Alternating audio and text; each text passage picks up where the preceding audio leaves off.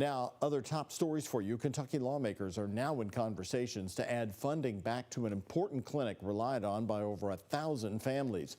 The Lee Specialty Clinic in South Louisville makes life-changing improvements in adult patients. For example, helping them to learn to speak. Ian Hardwitt and photojournalist Gabby DeGeorge report from Frankfort as some seek harmony in the political finger-pointing over cuts. If we can find ways to harmonize, not duplicate efforts, but complement efforts, and move forward, I am optimistic that there's a way to make it better.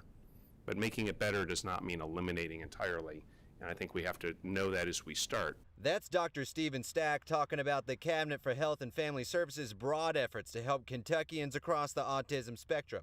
Its budget for that was cut this year by the state legislature about 4%, and the runoff is causing staff layoffs at Lee Specialty Clinic. The clinic provides all-around health care to adults with behavioral and developmental disabilities. State Republicans argue if the cabinet spent money more wisely, it wouldn't have to cut the clinic.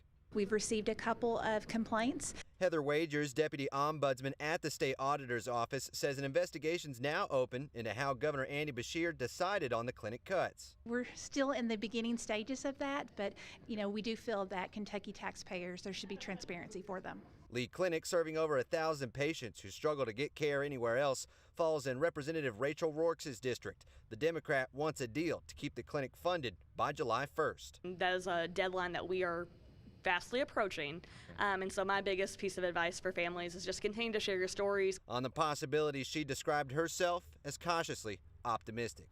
And there were more than $2 billion worth of cuts to this cabinet, which have real consequences. But there's a window of opportunity now where if the legislature were to take additional action or engage in dialogue, where perhaps some other resolution could be found. Time's left, Dr. Stack says, before clinic layoffs begin. Patients and their families are rallying in Frankfort next week, Wednesday, June 24th, for the Medicaid Oversight Board's meeting at 1 p.m. Reporting from Frankfort, Ian Hardwitt for WHAS 11 News, on your side.